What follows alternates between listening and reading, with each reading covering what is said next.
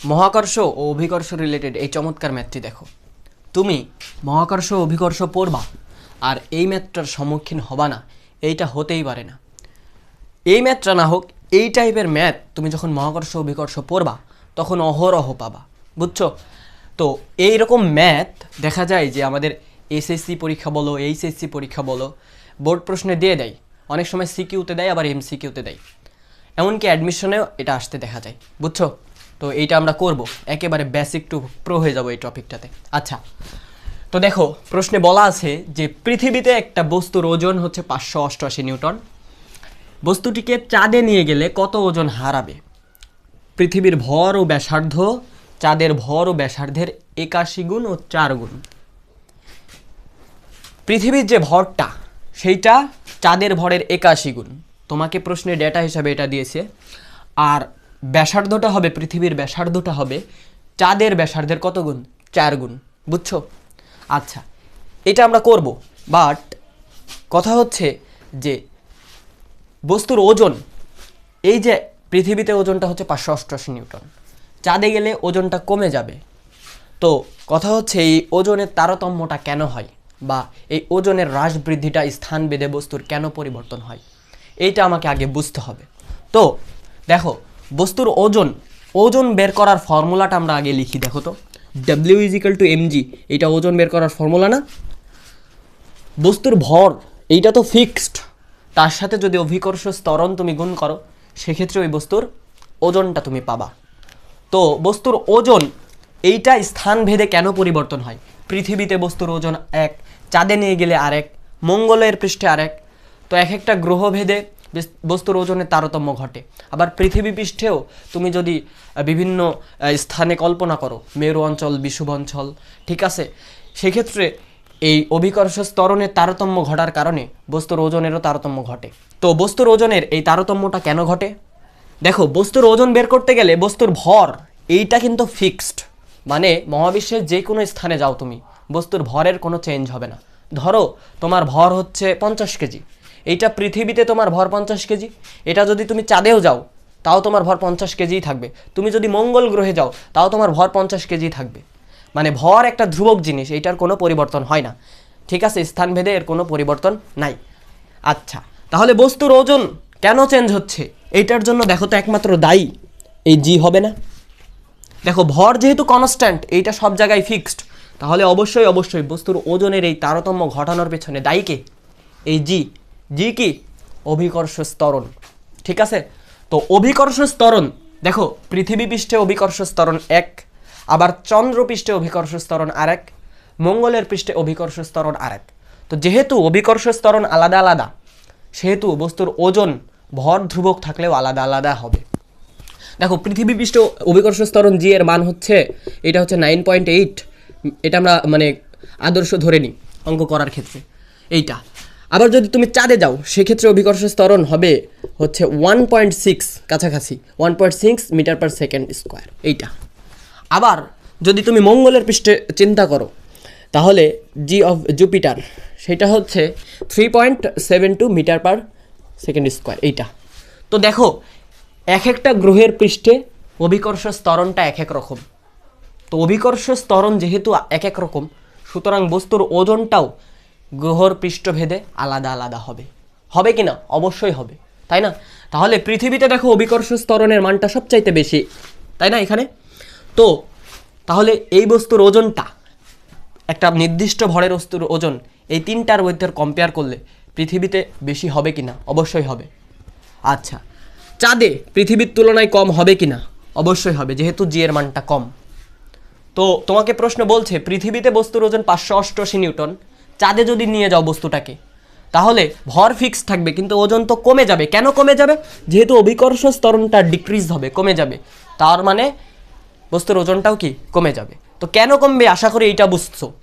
তাহলে বস্তুর ওজনটা এটা কার উপর নির্ভর করছে? অভিকর্ষ ত্বরণ জি এর উপর, ঠিক আছে? এখন অভিকর্ষ ত্বরণ এইটা বের করার ফর্মুলা একটু দেখো, G = gm/r²। এইটা হচ্ছে কোনো গ্রহের পৃষ্ঠে অভিকর্ষ ত্বরণ বের করার ফর্মুলা। দেখো, এখানে জি হচ্ছে অভিকর্ষ ত্বরণ, এই জি এর পরিচয়টা কি? এই জিটা হচ্ছে সার্বজনীন মহাকর্ষীয় ধ্রুবক, এইটার মান ফিক্সড, এটা সার্বজনীন মহাকর্ষীয় ধ্রুবক, মহাবিশ্বের যে কোনো স্থলে এর মানটা ফিক্সড, ঠিক আছে, স্থানভেদে এর কোনো পরিবর্তন হয় না, এটা একটা ধ্রুবক, ঠিক আছে। তাহলে এইটা তো নিয়ে কোনো মাথা ব্যথা নাই। এখানে এইটা হচ্ছে যে পৃষ্ঠে তুমি অভিকর্ষ ত্বরণটা নির্ণয় করতে চাও সেই পৃষ্ঠে বা সেই গ্রহের ভর, ঠিক আছে। আচ্ছা, ধরো তুমি এখানে পৃথিবীর অভিকর্ষ ত্বরণ নির্ণয় করতে চাচ্ছ, সেক্ষেত্রে তোমাকে এই ভরটা পৃথিবীর ভর বসাইতে হবে। আবার মঙ্গলেরটা নির্ণয় করতে গেলে, জি এর মানটা নির্ণয় করতে গেলে মঙ্গলের ভরটাই তোমাকে বসাইতে হবে। আচ্ছা, এটা বুঝলা, এটা হচ্ছে গ্রহের ভর। আর নিচে আরটা কি? আরটা হচ্ছে গ্রহের ব্যাসার্ধ, ঠিক আছে। যে গ্রহে তুমি হচ্ছে অভিকর্ষ ত্বরণ আইডেন্টিফাই করতে চাচ্ছ, সেই ক্ষেত্রে সেই গ্রহের ব্যাসার্ধটা তোমাকে বসাইতে হবে। পৃথিবীরটা নির্ণয় করতে গেলে পৃথিবীর ব্যাসার্ধ বসাইতে হবে। আবার যদি তুমি চন্দ্রপৃষ্ঠে অভিকর্ষ ত্বরণ নির্ণয় করতে যাও, সেক্ষেত্রে তোমাকে এই ব্যাসার্ধটা কিন্তু চন্দ্র যে উপগ্রহটা আছে সেইটার বসাইতে হবে। তো আশা করি এটা বুঝছো। এখানে বস্তুর ওজনে তারতম্য ঘটার পিছনে তাহলে দায়ীকে? অভিকর্ষ ত্বরণ দায়ী। আর অভিকর্ষ ত্বরণ পরিবর্তন করতে পারে কি? এই যে এইটা গ্রহের ভর এবং কি গ্রহের ব্যাসার্ধ। গ্রহ হইতে পারে, উপগ্রহ হইতে পারে, ঠিক আছে। তাহলে অভিকর্ষ ত্বরণ আবার হচ্ছে গ্রহ বা উপগ্রহের ভর এবং ব্যাসার্ধের উপর ডিপেন্ড করছে, তাই না? তাহলে এখন তোমাকে প্রশ্নটা সলভ করতে হবে। তো আমরা এটা এখন করতে পারবো, বেসিকটা আমাদের বোঝা শেষ, ঠিক আছে। আমরা এগুলো আগে মুছাই ফেলি। দেখো একেবারে ইজি, এখন দেখো বুঝতে পারবা সহজেই। আচ্ছা, তোমার কাছে যে ডেটাগুলো প্রশ্নে দেওয়া আছে সেগুলো আগে বোর্ডে তোলো। দেখো কি কি ডেটাগুলো দেওয়া আছে এখানে। এখানে দেওয়া আছে হচ্ছে পৃথিবীর যে ভরটা হবে সেইটা চাঁদের ভরের 81 গুণ, এবং পৃথিবীর যে ব্যাসার্ধটা হবে সেইটা চাঁদের যে ব্যাসার্ধ তার হচ্ছে 4 গুণ। তো তুমি এখানে ধরে নাও যে চাঁদের ভর, যেহেতু চাঁদের সাপেক্ষে আমার পৃথিবীর ভর আর ব্যাসার্ধটা নির্ণয় করতে হবে, সেক্ষেত্রে তুমি চাঁদেরটা ধরো আগে। চাঁদের ভর এইটা এম অফ মুন, এই মুন বোঝাতে ছোট হাতের এম দিলাম আমি পাশে, ঠিক আছে। আচ্ছা, এইটা এখন এটা ধরলাম। এখন চাঁদের ব্যাসার্ধটা ধরো, চাঁদের ব্যাসার্ধ এটা তুমি ধরো আর অফ মুন, ঠিক আছে, রেডিয়াস অফ মুন, ঠিক আছে এইটা। এখন যদি আমি পৃথিবীর ভর চিন্তা করি, পৃথিবীর ভর সেটা মাস অফ আর্থ, মানে কি পৃথিবীর ভর, ই দ্বারা আমি আর্থ বোঝাচ্ছি পৃথিবী। এইটা কত হবে প্রশ্নে তোমাকে বলে দিছে। দেখো পৃথিবীর ভরটা হবে চাঁদের যে ভর তার 81 গুণ। তাহলে আমি সহজেই লিখতে পারি না 81 ইন্টু কি চাঁদের ভর, এই যে এইটা। দেখো বলেই দেওয়া আছে পৃথিবীর ভরটা হবে চাঁদের ভরের 81 গুণ। তো চাঁদের ভর যেটা তার 81 গুণ হবে পৃথিবীর ভর, ঠিক আছে এইটা। আচ্ছা, এখন পৃথিবীর যদি ব্যাসার্ধ লিখি, পৃথিবীর আমি কিছু করছি না, জাস্ট প্রশ্নে যে ডেটাগুলো দেওয়া আছে সেটা সুন্দরভাবে তুলছি এখানে। দেখো পৃথিবীর তাহলে ব্যাসার্ধ কী হবে? পৃথিবীর ব্যাসার্ধটা হবে সেটা রেডিয়াস অফ আর্থ এটা দ্বারা প্রকাশ করো, ঠিক আছে এইটা। তো সেটা কি? চাঁদের 4 গুণ না, বলেই তো দিছে প্রশ্নে। তাহলে আমি কি লিখতে পারবো? 4 ইন্টু চাঁদের ব্যাসার্ধ আর এম। বুঝছো এটা তো সহজ, বোঝা যায়। আচ্ছা, এখন আমি যদি পৃথিবীর পৃষ্ঠে ওজনটা বের করতে চাই, দেখো পৃথিবীর পৃষ্ঠে ওজন ডাব্লিউ অফ ই আর্থ সেইটা কত? M g. যেহেতু ভরটা কনস্ট্যান্ট, এটা সব ক্ষেত্রে এমই থাকবে, আর জিটা পরিবর্তন হয়, তাহলে এইটা জি ই দাও আর্থ। পৃথিবী পৃষ্ঠে বস্তুর ওজন সমান কি? ভর ইন্টু পৃথিবীর হচ্ছে অভিকর্ষ ত্বরণ, সেটা লিখছি। আচ্ছা, এখন দেখো এখানে আমি লিখতে পারবো না এরকম যে এম ইন্টু পৃথিবী পৃষ্ঠে অভিকর্ষ ত্বরণ, আমি সমান এটা কি লিখতে পারি যে g m divided by R m e divided by r e square. আমি কিছু করি নাই, জাস্ট এখানে জি এর পরিবর্তে জি এর ফর্মুলাটা লিখছি। কার জন্য? পৃথিবী পৃষ্ঠের জন্য। দেখো পৃথিবী পৃষ্ঠের জন্য লিখছি, তাই ভরটা কি? পৃথিবীর ভর। ব্যাসার্ধটা কি? পৃথিবীর ব্যাসার্ধ। এইটা তো দাঁড়ালো পৃথিবী পৃষ্ঠে ওজনের ফর্মুলাটার একটা এক্সটেন্ডেড রূপ। আচ্ছা, এইটা এখন যদি তুমি চন্দ্রপৃষ্ঠে হিসাব করো ওজনটা, সেক্ষেত্রে কি হবে? ডাব্লিউ অফ কি? মুন, এইটা সেটা কি হবে? ভর ইন্টু কি চন্দ্রপৃষ্ঠে অভিকর্ষ ত্বরণ, সেটা কি? জি এম, অভিকর্ষ ত্বরণ অফ মুন, এইটা। এখন ভর তো ফিক্সড এটা, আর জি এর মানটা তুমি লেখো জি এম ডিভাইডেড বাই কি আর এম স্কোয়ার। দেখো জাস্ট আমি এই অভিকর্ষ ত্বরণটা ফর্মুলাটা কেমন দাঁড়ায় চন্দ্রপৃষ্ঠে সেটা লিখছি।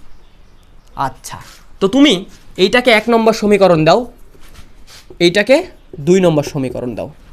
দেখো এত সহজ করে বোঝাচ্ছি।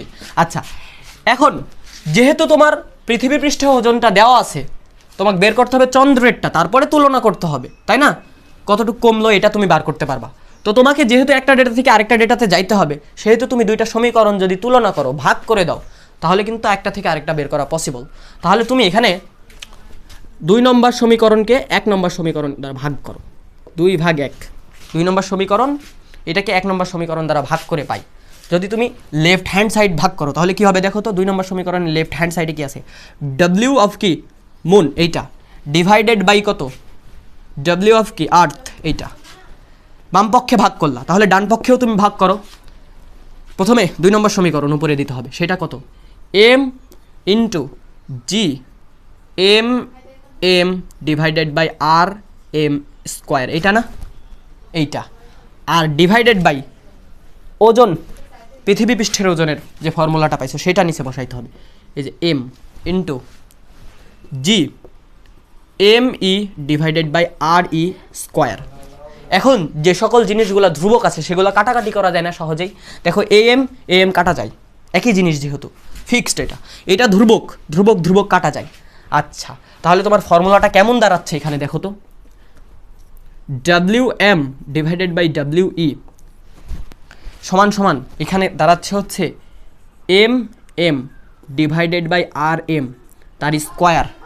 আর নিচে দেখো ভগ্নাংশ আছে না, এইটা গুণ আকারে পাশে গেলে কি হবে, ভগ্নাংশটা উল্টাই যাবে না, তাহলে উপরে চলে যাবে আর স্কোয়ার এইটা, আর নিচে আসবে কে, এই যে এম অফ আর্থ এইটা। এটা কি বুঝছো? এটা সহজ। আচ্ছা, এখন এইটাকে যদি মান বসাই একটু সিম্পলিফাই করো, দেখো তো এই মাস অফ মুন এইটা ফিক্স রাখো, ব্যাসার্ধটাও এখানে রেখে দাও। এখন দেখো তো আর ই মানে কি, এটা হচ্ছে পৃথিবীর ব্যাসার্ধ। এই পৃথিবীর ব্যাসার্ধটা কত বলো তো, এটা না? তো তুমি এটা বসাও, চাঁদের ব্যাসার্ধের 4 গুণ, এটা বসা দাও এখানে। তো পৃথিবীর ব্যাসার্ধটা হচ্ছে চাঁদের ব্যাসার্ধের কত গুণ, 4 গুণ, সেটা বসাইলাম। উপরে একটা স্কোয়ার আছে, এটা খেয়াল রেখো। আচ্ছা, আর নিচে দেখো তো পৃথিবীর ভর, পৃথিবীর ভরটা কত, চাঁদের ভরের 81 গুণ, তো সেটা লেখো 81 ইন্টু কি, এই যে চাঁদের ভর, ঠিক আছে, সরি চাঁদের ভরের 81 গুণ, এটা লিখলাম আমি, মানগুলা জাস্ট বসাইলাম এই শর্ত থেকে। তো দেখো এই এম কাটা চলে যায় না, যেহেতু একই জিনিস। আবার এখানে খেয়াল করো, একটু সিম্পলিফাই করো আর একটু, তাহলে উপরে কি দাঁড়াচ্ছে দেখো তো, 4 এর উপর স্কোয়ার মানে কত, 16, আর আর এম এর উপর স্কোয়ার মানে কি, আর এম স্কোয়ার, আর নিচে কি দাঁড়াচ্ছে দেখো তো, অলরেডি আর এম স্কোয়ার আছে, আর এখানে কত 81। দেখো তো আর এম স্কোয়ার একই জিনিস, কাটা চলে যাচ্ছে না, তাহলে উপরে কি থাকছে 16, আর নিচে কি থাকছে 81 না, এটাই তো, তাই না? এখন তুমি ফাইনাল যে রূপটা সেটা কি পাইলা দেখো তো, আমি একটু মুছাই দিলাম, ঠিক আছে, এটা যদি বুঝে থাকো তাহলে আমি মুছাই দিতে পারি, সমস্যা নেই। আচ্ছা, এখন আমরা ফর্মুলাটা কেমন পাইলাম লাস্ট পর্যন্ত দেখো তো, W M divided by W E, এইটা কত দাঁড়াইলো 16 ডিভাইডেড বাই কত 81, এটা পাইলাম না? এখন তোমার তো বের করতে হবে আগে চাঁদে ওজনটা কত হয়েছে সেটা বের করা লাগবে, তারপরে না তুমি তুলনা করবা, ঠিক আছে, মানে কতটুকু ওজন হারাচ্ছে এটা বের করবা, আগে চাঁদেরটা বের করো। তো চাঁদের ওজন মানে কি, ডাব্লিউ অফ মুন, এটা বের করো, অতএব বা ডাব্লিউ মুন, তো ডাব্লিউ আর্থ এটা তো ভাগ অবস্থায় আছে, ও পাশে গেলে কি হবে, গুণ হবে, ডিভাইডেড বাই 81, তাহলে এই ভাগটা এখানে যায় কি হবে, গুণ হবে, ডাব্লিউ অফ আর্থ, তাই না? এখন তুমি এই ডাব্লিউ অফ আর্থটা কি, পৃথিবী পৃষ্ঠে বস্তুর ওজন, এটা বসাই দাও, তাহলে 16 ডিভাইডেড বাই কত 81, আর হচ্ছে কি ডাব্লিউ অফ আর্থ মানে ওজন, এইটা 588, এটা প্রশ্নে দেওয়া আছে। তাহলে এটা ক্যালকুলেশন করলে কি রেজাল্ট হবে সহজে বের করা যায়। দেখো 588 সাথে 16 গুণ করে 81 দ্বারা ভাগ করতে হবে, তাহলে তার রেজাল্ট আসবে, এখানে আমি লিখে রাখছি, তো রেজাল্টটা হচ্ছে 116.15 নিউটন, 116.15 নিউটন, ঠিক আছে এইটা। এখন দেখো এটা কি বাড়াইলো বলো তো, এইটা চন্দ্রপৃষ্ঠে বস্তুটার ওজন বের হইলো, তাই না? এইটা তো তোমার কি চন্দ্রপৃষ্ঠে বস্তুর ওজন জানতে চাইছে না, তোমার থেকে জানতে চাইছে যে চাঁদে নিয়ে গেছো, এখন কতটুকু ওজন হারাইছে সেইটা জানতে চাইছে। দেখো তো, পৃথিবী পৃষ্ঠে ওজন ছিল 588, চাঁদে যায় ওই বস্তুর ওজন হয়েছে কত? 116.15 নিউটন। তাহলে হারাই ফেলছে কতটুক? এই দুইটার বিয়োগফল না? ধরো তুমি 100 টাকা নিয়ে বাজারে গেছো, ঠিক আছে, বাড়িতে ফিরছো 40 টাকা হাতে নিয়ে, তাহলে তুমি কতটুক হারাই ফেলছো? 100 - 40 মানে কি 60 টাকা না? 60 টাকা তুমি হারাই ফেলছো। তাহলে তোমার ওজন পৃথিবীতে ছিল কত? 588 নিউটন। বস্তুটার ওজন এখন চাঁদে যায় হয়েছে এত নিউটন। তাহলে এই দুইটা বিয়োগ করে যেটা পাওয়া যাবে সেইটাই সে হারাই ফেলছে না? তো আশা করি এটা বুঝছো। তাহলে হারানো ওজনটা কি হবে? হারানো ওজন এইটা হবে পৃথিবী পৃষ্ঠের ওজন মাইনাস কি চন্দ্রপৃষ্ঠের ওজন 1 নিউটন। তো এই বিয়োগ করলে রেজাল্টটা আসবে হচ্ছে 471.5 নিউটন। মানে এই ওজনটা চাঁদে নিয়ে যাওয়ার ফলে বস্তুটার হারাই গেছে, ঠিক আছে, এতটুকু ওজন হারাইছে। তো আশা করি এই প্রশ্নে কিভাবে সলভ করতে হবে এটা তোমরা বুঝতে পারছো। এইটা যদি এই রিটেন প্রসেসটা যদি তোমরা বুঝতে পারো তাহলে এমসিকিউতে ওই শর্টকাট দ্বারা সহজেই করা যাবে, ঠিক আছে। ওইটা নিয়ে কোনো প্যারা খাওয়া লাগবে না তোমাকে, জাস্ট ভর আর ব্যাসার্ধের সাথে কম্পেয়ার করে ওইটা বের করা যায় সহজে শর্টকাটে। তো আমি আশা করবো এটা ভালোভাবে তোমরা প্রপারলি বুঝতে পারছো। দেখা হচ্ছে নেক্সট কোনো ভিডিওতে।